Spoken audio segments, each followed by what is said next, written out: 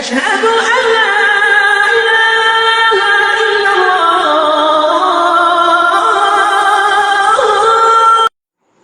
আসসালামু আলাইকুম রহমতুল্লাহি ওবরাকাত। আলহামদুলিল্লাহ আলহামদুলিল্লাহি ওয়াহদা ওয়াসসালাতু ওয়াসসালামু আলা মান লা নবী বা'দা।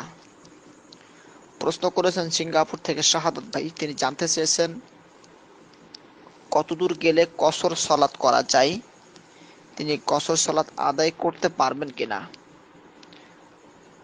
আসলে আপনি যে সময়টা বললেন, সময় সম্পর্কে আমাকে অবগত করলেন, আসলে বিদেশের মাটিতে এই সময় সাপেক্ষে কত কিলো যেতে হবে, কত কিলো পথ হতে পারে, এটা তো আমার ধারণা নাই।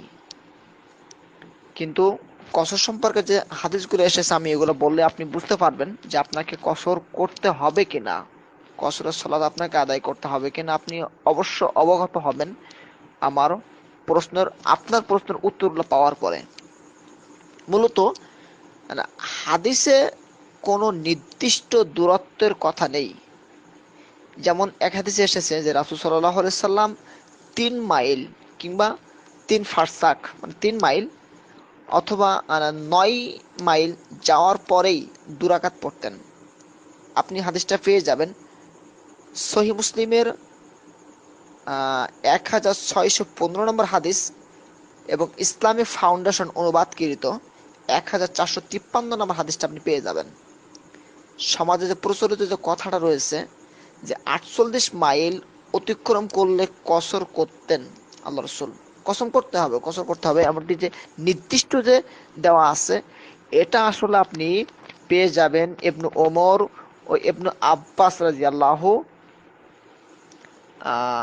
16 ফারসাক অর্থাৎ 48 মাইল অতিক্রম করলে তারা কসর করতেন।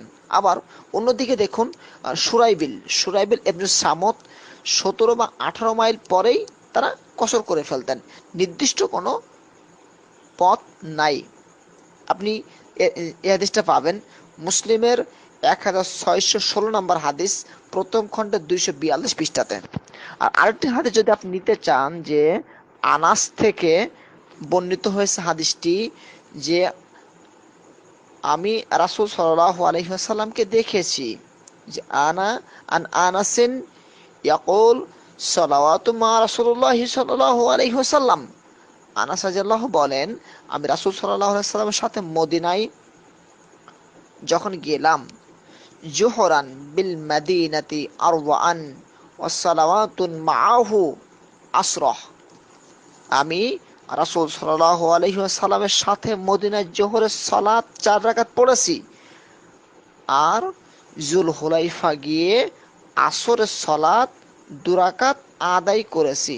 তাহলে এবার আপনি যারা সৌদিবাসী, যারা সৌদিতে বসবাস করেন, তাদের কাছে প্রশ্ন করুন, আসলে আমার তো সৌদিতে যাওয়ার সুযোগ তো হয়নি, আমি বুঝবো কি করে যে মদিনা থেকে জুলহুলাইফা কত দূরে। কিন্তু আপনি একটু প্রশ্ন করে দেখবেন, এটা আমার জানা নেই যে মদিনা থেকে জুলহুলাইফা কত দূরে।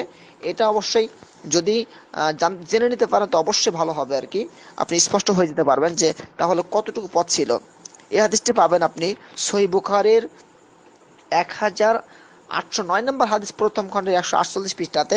আর যদি ইসলামী ফাউন্ডেশন অনুবাদকৃত থেকে থাকে, তাহলে আপনি এখানে পেয়ে যাবেন 1208 নম্বর হাদিস, দ্বিতীয় খণ্ড 282 পৃষ্ঠাতে।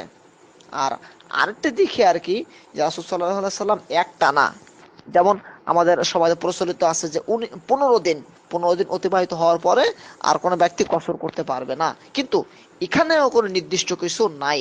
অবশ্যই মনে রাখতে হবে যে আমরা যদি কসরের দিকে যারা বলছেন 48 দিন, আমাদের সমাজে কিছু কিছু ভাই আছে যারা আবু হানিফা অনুসারী, তারা দ্ব্যর্থহীন ভাবে চিৎকার করতে থাকে যে 48 মাইল গেলেই তাই কসর করতে হবে, এরপর আর পাবে না। আপনি তো প্রশ্নের উত্তর পেয়েই গেলেন, যে এখানে সমাধান পেয়ে গেলেন যে 48 মাইল বলে কথা নয়।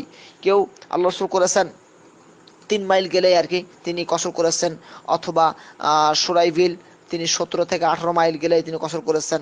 আবার যারা আবু হানিফার উত্তরসূরি আছেন আর কি, যারা বলতে চান যে আমরা আবু হানিফা অনুসারী, তারা অনেকে বলতে থাকেন যে আমরা 48 মাইল 15 দিন আর কি, দিনের দিকে লক্ষ্য করে তারা বলেন যে 15 দিন অতিবাহিত হয়ে গেলে আর কসর করা চলবে না। কিন্তু রাসূল সাল্লাল্লাহু আলাইহি সাল্লাম এক টানা, এমন হাদিস রয়েছে যে এক টানা 19 দিন কসর করেছেন। আপনি হাদিসটি পেয়ে যাবেন স্পষ্টভাবে বুখারী শরীফের 1801 নম্বর হাদিসে, এবং এটি মিশকাতেও পাবেন, মিশকাতের 1337 নম্বর হাদিসে পেয়ে যাবেন। অর্থাৎ যতদিন তিনি অবস্থান করেছেন ততদিনই কসর করেছেন। তাই স্থায়ী না হওয়া পর্যন্ত সলাৎ কসর ও জমা পড়া যাবে আর কি, তাতে কোনো অসুবিধা নেই। তো সুন্নত, আপনি আরেকটা প্রশ্ন করেছেন যে সুন্নতের বিষয় নিয়ে, যে সুন্নত পড়া লাগবে না, শুধুমাত্র ফরজ সলাৎ, যে সলাৎ 4 রাকাত বিশিষ্ট সলাৎ ফরজ সলাৎ, এ সলাৎ আপনি 2 রাকাত আদায় করবেন। আশা করি আপনার প্রশ্ন উত্তরটা পেয়েছেন। আখির দাওয়ানা আলহামদুলিল্লাহি রাব্বিল আলামিন। আসসালামু আলাইকুম ওয়া রাহমাতুল্লাহ।